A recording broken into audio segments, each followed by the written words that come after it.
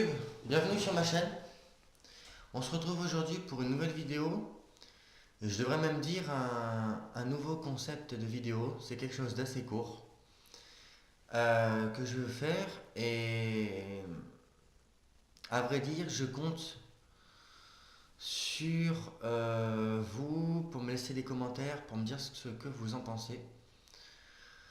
Aujourd'hui, je vais faire une revue un revolver réglementaire français 1892. Alors, les abonnés les plus anciens vont me dire, mais je comprends pas, il me semble que tu nous as déjà fait un revolver, un réglementaire 1892. Oui, c'est vrai, j'en ai déjà fait. Alors pourquoi le refaire? Bah, en fait, je voudrais lancer un nouveau concept de vidéo qui s'adresse particulièrement aux collectionneurs. Euh, je voudrais essayer.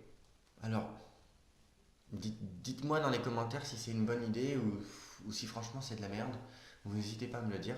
Surtout les collectionneurs. Les tireurs sportifs s'en foutent, mais les collectionneurs, c'est. Voilà, j'ai besoin de votre avis.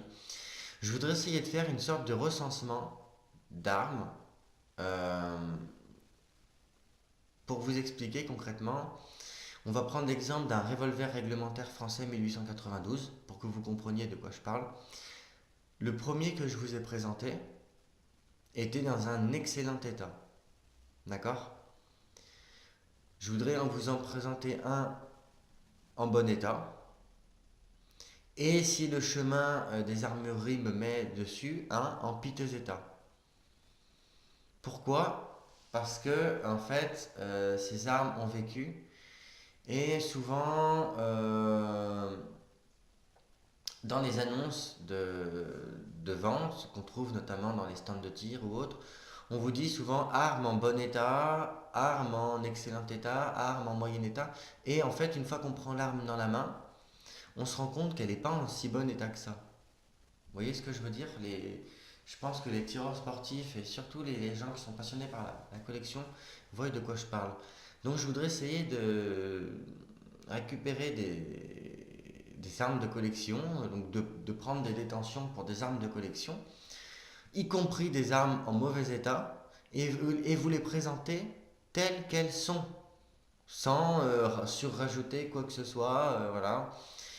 Et vous présentez l'arme le plus honnêtement possible en vous disant celle-ci est en bon état, celle-ci est en excellent état, celle-ci est en état pourri, afin que les gens puissent voir de manière le plus objective possible à quoi ça correspond un bon état, à quoi ça correspond un excellent état, à quoi ça correspond un piteux état.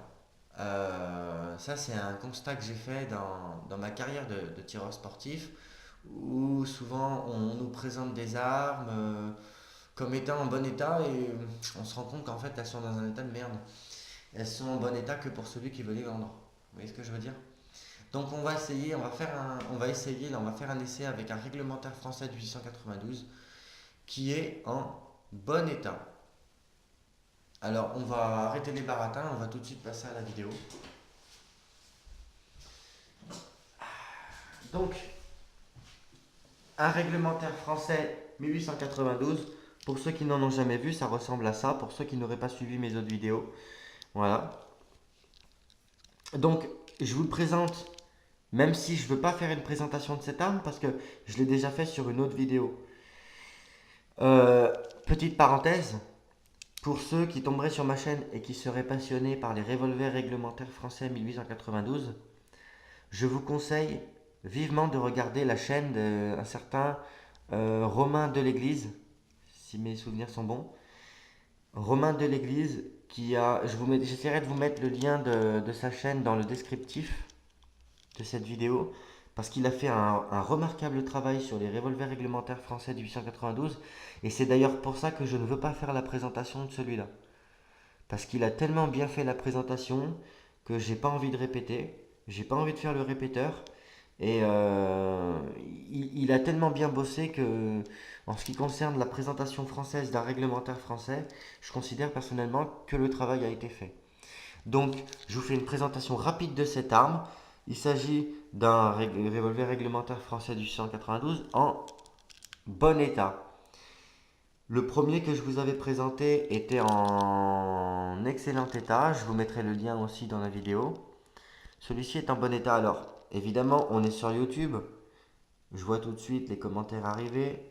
On va vérifier que l'arme est vide afin de pouvoir travailler en sécurité. Pour ce faire, regardez, je mets mon doigt là sur le côté. Je bascule cette petite pièce. Et on va faire comme ça parce que moi je suis plus adroit comme ça. Tac. Voilà. Le barillet se bascule sur la droite. Donc qu'est-ce qu'on constate? On constate que l'arme est vide, il n'y a pas de souci. Contrôle visuel et tactile de la chambre. On va pouvoir travailler en sécurité. Donc maintenant on peut rebasculer le barillet. Comme cela. Et rebasculer cette pièce. Comme cela. Voyez? Et il y a le barillet est verrouillé. Donc c'est une arme qui fonctionne en double et simple action. Voilà.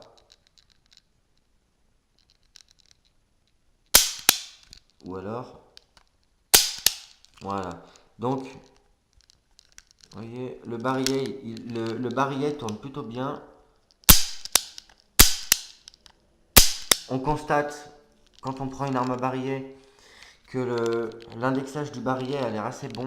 C'est quelque chose que j'ai pu vérifier par moi-même. Voilà, je vais quand même vous le montrer pour les collectionneurs, hein. Donc, de toute façon, là, on est vraiment dans l'arme de collection. Donc, en calibre d'origine, en 8,92, bien sûr. Tac, tac, tac, qu'est-ce que je peux vous montrer?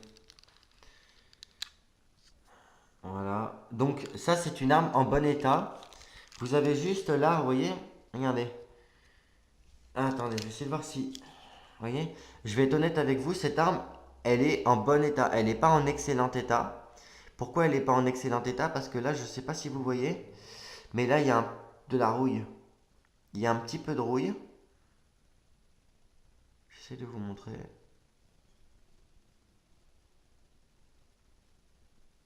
Voilà. Il y a un petit peu de rouille ici sur le bout du canon.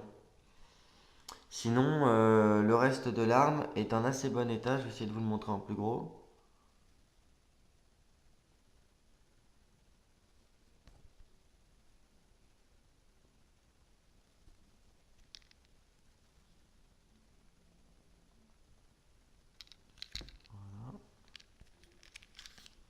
Avec sa dragonne dessous.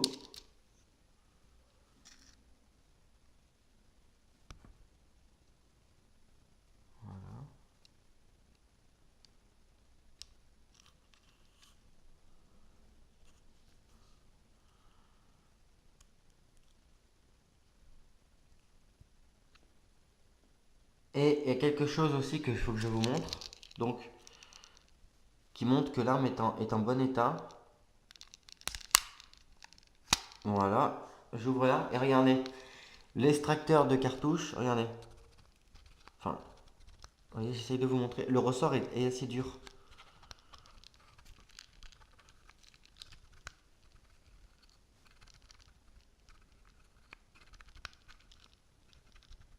Le ressort est assez dur. Donc, c'est aussi un des signes qui peut montrer que l'arme est en bon état. Donc, bien sûr, cette arme est apte au tir. Et cette arme est apte au tir. Voilà. Et c'est ce que j'appelle une arme en bon état. Donc, j'essaierai de vous présenter éventuellement un réglementaire français dans un état dégueulasse, si j'en trouve un. L'avantage, c'est qu'au moins je le payerai pas cher. Voilà. Ah ouais, si là il y a. Ouais, léger. Ouais, c'est léger. Voilà, ouais. Voilà, ça c'est ce que j'appelle une arme en bon état. En bon état. J'essaierai de vous en présenter un en un état dégueulasse. Et donc, pas tout de suite, quand j'en aurai l'occasion, hein. Voilà.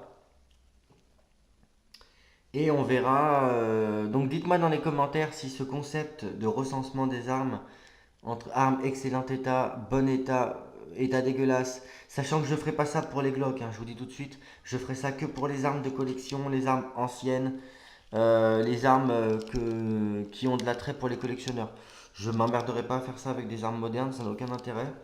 Dites-moi dans les commentaires, les collectionneurs, surtout c'est vous que j'interroge, dites-moi dans les commentaires si le concept vous plaît.